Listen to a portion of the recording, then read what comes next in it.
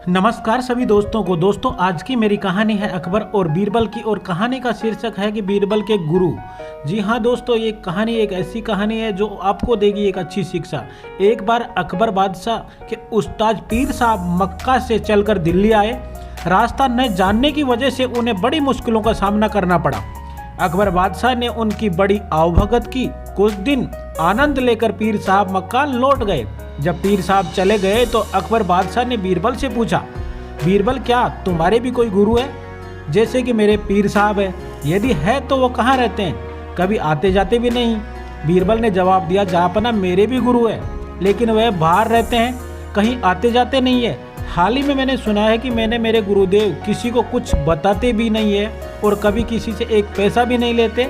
रुपए पैसे का लोभ उन्हें बिल्कुल नहीं है। ये सुनकर बीरबल के गुरु के प्रति अकबर बादशाह के मन में श्रद्धा उत्पन्न हुई। उन्होंने बीरबल से अपने गुरु से मिलवाने का आग्रह किया।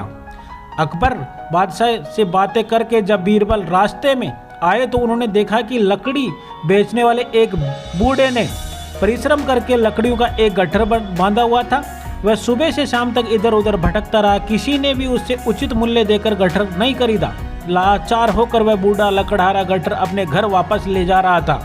पहले तो बीरबल ने उस लकड़ी बेचने वाले से लकड़ियों के इस गट्ठर का मूल्य पूछा। अपने घर ले गए और बोले कि मालूम होता है कि तुम्हें समय से के कुचक्कर में फंसकर दीन अवस्था में पहुंच गए हो।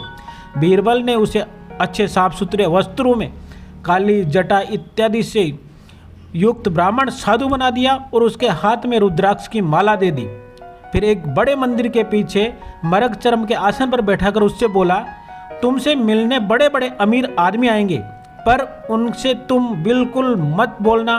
तुम्हें किसी से बहुमूल्य वस्तु क्यों न दिखाई दे, पर उनकी तरफ आंख उठा के भी मत देखना। तुम्हें मैं जो कुछ भी पूछे उसका जवाब मत देना। बस अपने ध्यान में लगे रहना, सिर्फ माला फेरते रहना। और ध्यान रहे, यदि आप इसके अलावा तुमने कोई भी हरकत की तो मैं तुम्हारी खैर नहीं, क्योंकि मैं तुम्हारी हरकतों को देखता रहूँगा। बूढ़े लकड़हारे ने बीरबल की बातों को स्वीकार कर लिया।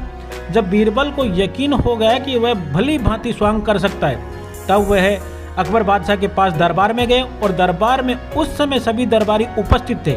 बीरबल ने अकबर बादशाह को अपने गुरु के आने की शुभ सूचना दी और कहा, पहले तो गुरुदेव ने दर्शन देने से इनकार किया था, पर मैंने खुशामद करने पर वह पधारे हैं और मंदिर के पीछे के हिस्से में आसन जमाए हुए हैं। उन्होंने आप लोगों की दर्शन देने को भी स्वीकार किया है, लेकिन मुझे साथ आने को मना कर दिया है। यदि मैं हट करके जाऊंगा तो हो सकता है कि मुझे श्राप दे दे। अतः आप और लोगों के साथ उनके दर्शन करने के लिए जा सकते हैं। बीरबल को छोड़कर अकबर बादशाह के साथ सभी दरबारी गुरुदेव के दर्शन करने के लिए पहुंच गए। अकबर बादशाह ने गुरुदेव के सामने जाकर सादर मस्तक झुकाया और फिर बैठकर उससे पूछा, गुरुजी अपना निवास स्थान तथा शुभ नाम दास को बताने की कृपा करें। गुरुदेव भी किसी से ऐसे वैसे के चेले नहीं थे। अकबर बादशाह की बातें अनसुनी करके वे अपने ध्यान में लगे रहे। अकबर बादशाह फिर बोले, भगवान मैं सारे हिंदुस्तान का बादशाह हूँ और आपको प्रत्येक इच्छा पूर्ण करने में मैं समर्थ भी हूँ। कृपया आप एक बार मेरी और नज़र उठाकर देख लें, आपको धन्य समझूंगा। पर इस पर भी गुरुदेव ध्यान नहीं दिया। अकबर बादशाह ने 10,000 रुपये मूल्य का, जिससे वह स्वयं पहने हुए थे, हाथ से निकालकर गुरुदेव के में यह सोचकर रख दिया कि लालच में शायद कुछ आशीर्वाद देकर बहुमूल्य कड़े को स्वीकार कर ले। परंतु जब कुछ नतीजा नहीं निकला तो निराश होकर अकबर बादशाह वहाँ से उठ खड़े हुए और बोले, जो आदमी अतिथि के साथ ऐसा व्यवहार करे, इस कठोर हद से बात करना भी मूर्खता है। अकबर बादशाह को क्या पता था कि ऐसे मूर्ख से सामना होगा। उन्होंने वह कड़ा बीरबल के यहाँ भिजवा दिया, क्योंकि दान की वस्तु बादशाह महल में कैसे आ सकती है।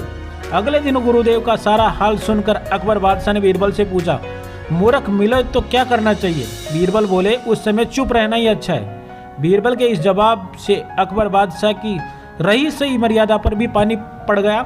उसका विचार था कि ऐसी बात कहकर बीरबल के गुरु को मूर्ख साबित करेंगे, परंतु उल्टे खुद मूर्ख बन गए। अकबर बादशाह को चुप देखकर बीरबल बोले, जब मैंने पहले ही उनका स्वभाव आपको बता दिया था, उन्हें पैसे का लालच नहीं है, कभी किसी के दरवाजे पर वो नहीं जाते। मैंने कहने पर बड़ी मुश्किल से तो वह मिलने को राजी हुए थे, फिर आपने उन्हें लालच क्यों दिया? आपने अपशब्द कहकर गुरु का अपमान किया, आपको धन दौलत का घमंड है, इसीलिए आप नहीं बोले। बीरबल की बात सुनकर अकबर बहुत लज्जित हुए। जी हाँ दोस्तों, कैसी लगी ये अकबर बीरबल की कहानी?